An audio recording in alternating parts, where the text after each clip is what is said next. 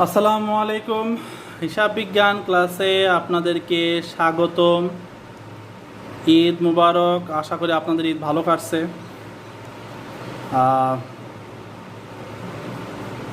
আমরা হিসাব বিজ্ঞান ঈদের আগে জাবেদা নিয়ে বেসিক জাবেদা নিয়ে আলোচনা করছিলাম। তো বেসিক জাবেদা নিয়ে আলোচনা করলে আপনি মোটামুটি ঠিক আছে, আপনি মোটামুটি ভালোই জাবেদা বুঝতে পারবেন। কিন্তু আমরা যেহেতু এইচএসসি লেভেলে আছি, আমাদের লেভেল তো বড় হয়ে গেছে, আমরা তো বড় হয়ে গেছি। যেহেতু আমরা এইচএসসি লেভেলে আছি, আমাদের জন্য এই ছোট ক্লাসের জাবেদা যথেষ্ট না। মানে বেসিক জাবেদা দিয়ে আপনি এইচএসসিতে ভালো রেজাল্ট করতে পারবেন না। এইচএসসিতে ভালো রেজাল্ট করতে হইলে কিছু অ্যাডভান্স জাবেদা আপনাকে শিখতে হবে। আজকে আমরা অ্যাডভান্স এডিভিএনসি অ্যাডভান্স আজকে আমরা অ্যাডভান্স কিছু জাবেদা নিয়ে কাজ করব, ডেবিট ক্রেডিট নির্ণয় করব। অ্যাডভান্স অ্যাডভান্স শব্দের অর্থ হচ্ছে উচ্চতর, অগ্রিম না, এখানে উচ্চতর বোঝাইছে। উচ্চতর জাবেদা কিছু আছে, যেমন আমরা একটা উচ্চতর জাবেদা আলোচনা করি এইভাবে। আমরা একটা উচ্চতর জাবেদা নিয়ে যদি কীভাবে আলোচনা করি, জাবেদাটা হচ্ছে এটা, ভালো করে বুঝেন। আমরা কিছু উচ্চতর জাবেদা নিয়ে আলোচনা করব। চাপস হয়ে গেল কেন? ও শিট, হ্যাঁ ঠিক আছে। নগদ নগদ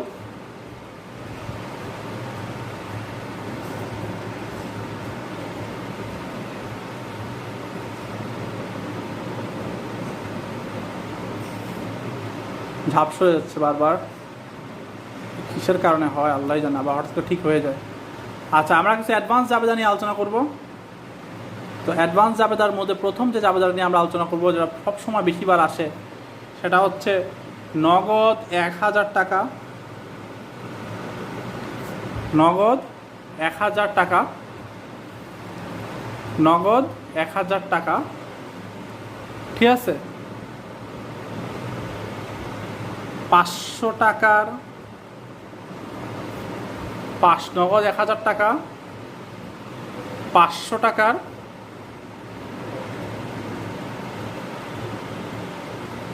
আসবাবপত্র, নগদ 1000 টাকা, 500 টাকার আসবাবপত্র ও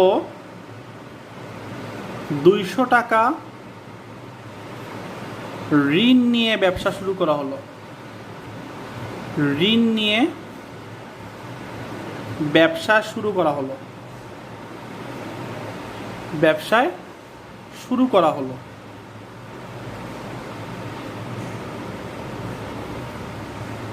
শুরু করা হলো নগদ 1000 টাকা, 500 টাকার আসবাবপত্র ও 200 টাকা ঋণ নিয়ে ব্যবসায় শুরু করা হলো। তো এটা একটা অ্যাডভান্স জাবেদা। আপনি নগদ দিচ্ছেন 1000 টাকা, 500 টাকা নিচ্ছেন আসবাবপত্র। আসবাবপত্র মানে কি? ফার্নিচার। ও 200 টাকা ঋণ নিয়ে ব্যবসা শুরু করছেন। এই ক্ষেত্রে আপনার জাবেদাটা কী হবে? প্রথম কথা হচ্ছে, আপনি নগদ টাকা পাইছেন, নগদান হিসাব ডেবিট। এটা কিন্তু একটা অ্যাডভান্স, সহজ না, একটু ভালো করে চিন্তা করতে হবে। নগদান হিসাব ডেবিট। আপনি আসবাবপত্র কিনছেন, তাহলে আসবাবপত্র হিসাবে তো আপনার সম্পত্তি বাড়ছে, তাহলে আসবাবপত্র হিসাব ডেবিট। আপনি ঋণ নিয়েছেন, ঋণ আপনার দায়, তাহলে ঋণ হিসাব আপনার ক্রেডিট। ক্রেডিট কিন্তু, ঋণ হিসাব ক্রেডিট। আপনি নগদ টাকা পাইছেন, আপনার উত্তরটা কী হচ্ছে ভালো করে খেয়াল করেন। উত্তরটা ভালো করে খেয়াল করেন, কী হচ্ছে আপনার উত্তর? নগদ টাকা পাইছেন, নগদান হিসাব ডেবিট। আসবাবপত্র আনছেন, আসবাবপত্র হিসাব ডেবিট। ঋণ নিচ্ছেন, ঋণ হিসাব ক্রেডিট।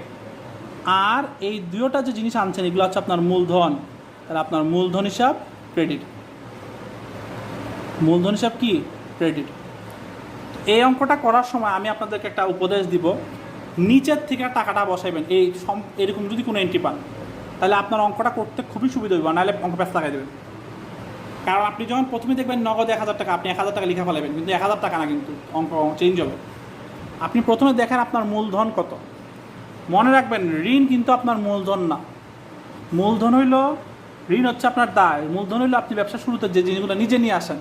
আপনি নিজে আনছেন নগদ 1000 টাকা আর 500 টাকার আনছেন আসবাবপত্র, তাহলে আপনি মূলধন হিসাবে আনছেন কত? আপনি 1000 টাকা আনছেন, ঠিক আছে, আর 500 আনছেন, তো 1000 আর 500 যোগ করলে হইতেছে 1500 টাকা মূলধন। আপনি 1000 টাকা আনছেন নগদ, 500 টাকা আনছেন আসবাবপত্র, তাহলে আপনি মূলধন হিসাবে আনছেন কত? আপনি মূলধন হিসাবে নিয়ে আসছেন 1500 টাকা। এটা হচ্ছে প্রথম কাজ। দ্বিতীয়ত কাজ হচ্ছে আপনি ঋণ আনছেন। ঋণ আনছেন কত টাকার? আপনি ঋণ আনছেন 200 টাকার। আচ্ছা, তারপরে আপনি আসবাবপত্র ডেবিট করবেন। আসবাবপত্র আনছেন কয় টাকার? আসবাবপত্র আনছেন 500 টাকার। এখন ভালো করে খেয়াল করেন, আপনি নগদ টাকা আনছেন কত? 1000, কিন্তু টাপ করে 1000 লিখে দিবেন না, কারণ 1000 টাকা মনে হইল আসলে কিন্তু 1000 না, কারণ আপনি যে ঋণ আনছেন, ঋণের টাকাটা নগদে আনছেন না। তাহলে 1000 টাকা হচ্ছে নগদের আর ঋণের হচ্ছে 200, মোট হচ্ছে 1200 টাকা। আমি জানি না আপনারা বুঝতে পারছেন কিনা, কীভাবে হইলো আমি আবার একটু বলে দিই। নগদ 1000 টাকা, 500 টাকা আসবাবপত্র ও 200 টাকার ঋণ নিয়ে ব্যবসা শুরু করা হলো। তো আপনি নগদ টাকা আনছেন, নগদান হিসাব ডেবিট। আপনি আসবাবপত্র আনছেন, আসবাবপত্র হিসাবও ডেবিট। আপনি ঋণ আনছেন, ঋণ আপনার দায়, ঋণ হিসাব ক্রেডিট। আর নগদ টাকার আসবাবপত্র আপনার মূলধন, আপনি মূলধন হিসাবে ক্রেডিট করছেন। Very good. কিন্তু টাকাটা বসানোর সময় আপনি উপর থেকে না বসায় নিচ থেকে বসায় যাবেন, তাহলে আপনার অঙ্ক ভুল হওয়ার সম্ভাবনা থাকে কম এই অঙ্কগুলোর বেলায়, এই এন্ট্রিগুলোর বেলায়। তো আপনি প্রথমে কি লিখবেন? আপনি প্রথমে লিখবেন নিচ থেকে মূলধন হিসাব ক্রেডিট। মূলধন হিসাব ক্রেডিট কত? আপনি 1000 টাকার আনছেন নগদ টাকা, আর আসবাবপত্র আনছেন 500, মোট হইল আপনার 1500 টাকা। আপনি 1500 টাকা লিখবেন ক্রেডিট। আপনি কিন্তু ঋণ নিয়ে আসছেন, ঋণ কত টাকার আনছেন? আপনি 200 টাকার ঋণ নিয়ে আসছেন, আপনি ঋণ হিসাব দিবেন ক্রেডিট 200 টাকা। তারপরে আপনি কি করছেন?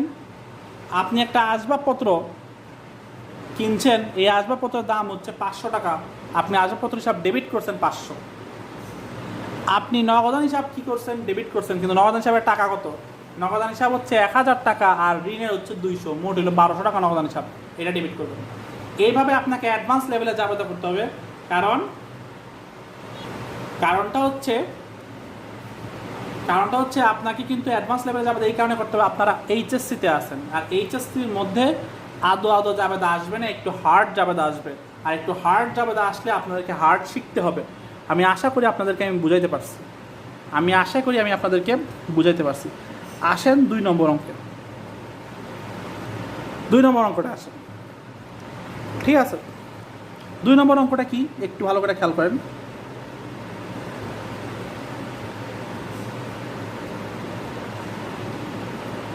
সমাপনী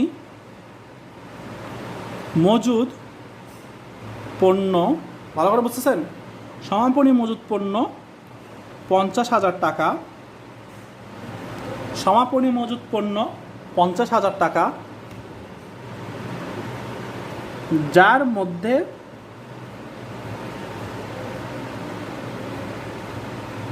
বিনামূল্যে বিতরণ। সমাপনী মজুদ পণ্য 50,000 টাকা, যার মধ্যে বিনামূল্যে বিতরণ ধরলাম 1000 টাকা, ঠিক আছে? সমাপনী মজুদ পণ্য 50,000 টাকা, যার মধ্যে বিনামূল্যে বিতরণ 1000 টাকা, এবং মালিক কর্তৃক উত্তোলন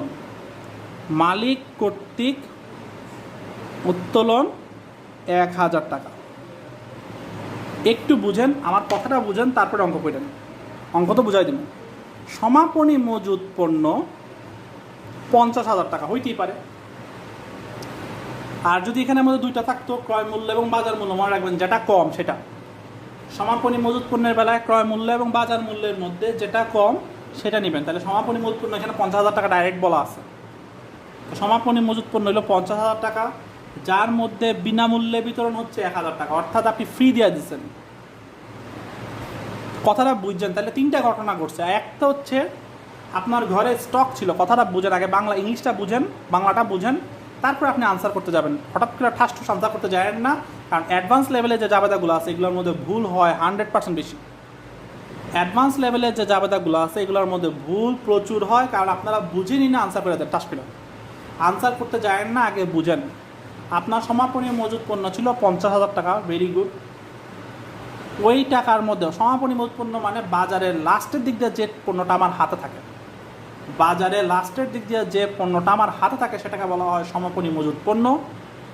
এর মধ্যে বিনামূল্যে পণ্য বিতরণ হচ্ছে 1,000 টাকা, বিনামূল্যে বিতরণ করছি। এর অর্থ হচ্ছে আমার অনেক প্রোডাক্ট আছে, প্রোডাক্টগুলা তো সমাপনী মজুদ পণ্য 50,000 টাকা, আর আমি বিনামূল্যে ফ্রি মানুষকে বিক্রি করে দিচ্ছি 1,000 টাকা। এটা কেন? আমার বিজ্ঞাপন দিলাম, অনেক প্রোডাক্টের বিজ্ঞাপনের জন্য আমি ফ্রি দিয়ে দিচ্ছি 1,000 টাকা। এখন দেখা গেল আমার প্রোডাক্ট, যে প্রোডাক্টটা দোকানের, এই দোকানের প্রোডাক্ট থেকে মালিক কিছু পণ্য উত্তোলন করে ফেলাইল, মালিক কিছু পণ্য তুলে ফেলাইল। এখন এখানে মালিক তুলে ফেলাইছে আর 1,000 টাকার পণ্য। এখন আপনারা কি করবেন? এখানে ঘটনা ঘটছে 3টা। আপনার প্রথম ঘটনা, আপনি ঘটনাকে ঘটনা ওয়াইজ একটা একটা করে ভাঙেন। প্রথম ঘটনা হচ্ছে সমাপনী মজুদ পণ্য 50,000 টাকা। তো আপনি সমাপনী মজুদ পণ্যের জন্য জাবেদা দিবেন, সমাপনী মজুদ পণ্য ডেবিট,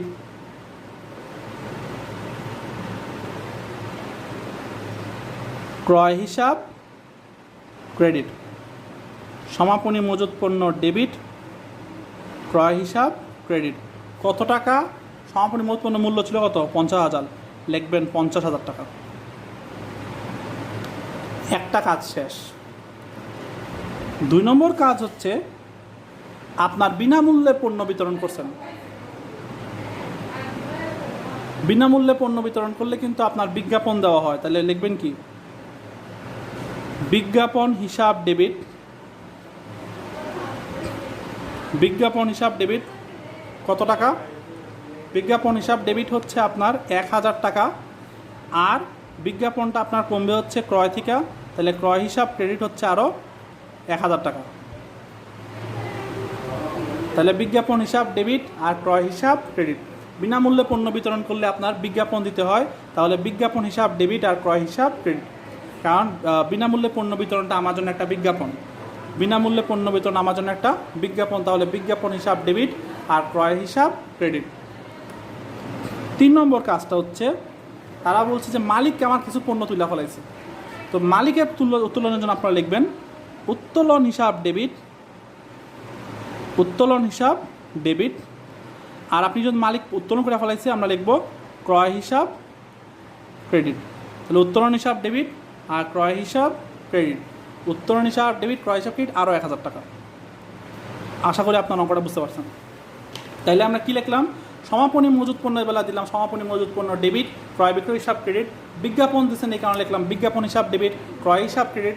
উত্তোলন করলেন, মালিক কর্তৃক পণ্য উত্তোলন করছে, উত্তোলন হিসাব ডেবিট, ক্রয় হিসাব ক্রেডিট। এই হচ্ছে আপনাকে যদি একটা এন্ট্রি দেওয়া হয়, আপনার একটা এন্ট্রি থেকে 3টা জাবেদা সৃষ্টি হয়েছে। আপনার একটা এন্ট্রি থেকে কয়টা জাবেদা সৃষ্টি হয়েছে? 3টা জাবেদা সৃষ্টি হয়েছে। আচ্ছা, আমরা আরেকটা অ্যাডভান্স জাবেদা নিয়ে আলোচনা করি। আরেকটা জাবেদা যদি আমরা আলোচনা করি, আমরা অনেক সময় এটা পাই।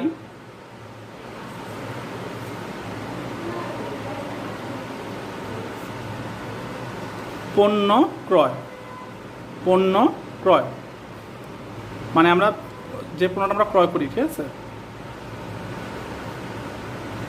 পণ্য ক্রয়, পণ্য ক্রয়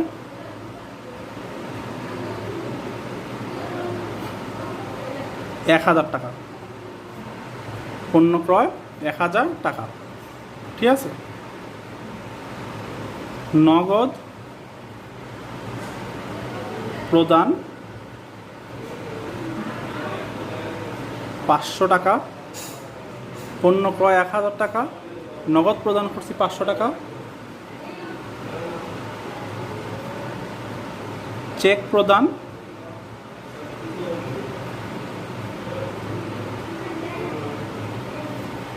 পণ্য ক্রয় 1,000 টাকা, নগদ প্রদান 500 টাকা, চেক প্রদান 200 টাকা।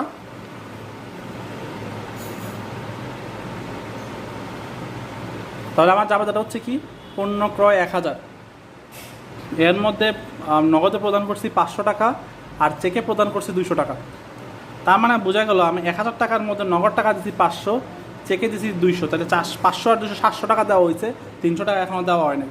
তাহলে আমরা প্রথমে জাবেদাটা দিব কি, ক্রয় করার জন্য জাবেদা দিব ক্রয় হিসাব ডেবিট। ক্রয় করার জন্য জাবেদা দিব ক্রয় হিসাব ডেবিট। আমার নগদ টাকা চলে গেছে, যেহেতু আমরা নগদ টাকা পরিশোধ করছি, তাহলে আমরা লিখব ক্রয় হিসাব ডেবিট, নগদান হিসাব ক্রেডিট। ক্রয় হিসাব ডেবিট, যেহেতু নগদ টাকা চলে গেছে, আমরা লিখব নগদান হিসাব ক্রেডিট। ক্রয় হিসাব ডেবিট, নগদান হিসাব ক্রেডিট। তারপর আবার কি, আমি কিন্তু চেকও প্রদান করছি, চেক প্রদান করলে লিখতে হয় ব্যাংক হিসাব, আপনার ব্যাংকের টাকাও চলে গেছে, তাহলে ক্রয় হিসাব ডেবিট, নগদান হিসাব ক্রেডিট, আপনার ব্যাংকের টাকাও চলে গেছে, ব্যাংক হিসাব ক্রেডিট। তো ক্রয় করছেন কত টাকার পণ্য, ক্রয় করছেন আপনি 1000 টাকার পণ্য, নগদ দিচ্ছেন কত, নগদ দিচ্ছেন 500, আর ব্যাংকে দিচ্ছেন কত টাকা, 200, তাহলে আপনার কাছে আরও টাকা পায় কত, এটাকে বলা হয় প্রদেয় হিসাব। আপনার কাছে আরও টাকা পায় হচ্ছে 500 আর 200 700, আরও 300 টাকা পায়। তাহলে এই হচ্ছে আপনার ব্যাংক পণ্য ক্রয় করছেন আপনি 1000 টাকার, নগদে প্রদান করছেন 500 টাকা, ব্যাংক মারফত প্রদান করছেন 200 টাকা, আর প্রদেয় মানে আপনার কাছে আরও টাকা পায় মানুষের 300 টাকা। এই হইল আপনার জাবেদা। এই হচ্ছে আপনার জাবেদা, আপনি ক্রয় করছেন, নগদ টাকা দিচ্ছেন, পরিশোধ করছেন, ব্যাংক মারফত পরিশোধ করছেন, তারপর আপনার কাছে মানুষ এখনও টাকা পায় 300 টাকা। এরকম এগুলো, এই জাবেদাগুলোকে বলা হয় অ্যাডভান্স লেভেলে জাবেদা। আপনার অ্যাডভান্স লেভেলে জাবেদা করবেন, এই অ্যাডভান্স লেভেলের জাবেদাগুলো কিন্তু আপনাদের সারা জীবন কাজে লাগবে। এইটাই কিন্তু আপনাদের এইচএসসি এবং অনার্সের মধ্যে কাজে লাগবে। আশা করি আমরা এই অঙ্কগুলো কিছু কিছু বুঝতে পারছেন। আমরা আরও কিছু অঙ্ক নিয়ে আলোচনা করবো। অ্যাডভান্স লেভেল জাবেদাগুলো একটু বুঝতেও কষ্ট হয় এবং আমরা কম কম করে শেখা ভালো, একবার বেশি চাপ নিলে পর বুঝতে পারবেন না। ভালো থাকবেন, সুস্থ থাকবেন, আলহামদুলিল্লাহ, আমার জন্য দোয়া করবেন। আসসালামু আলাইকুম।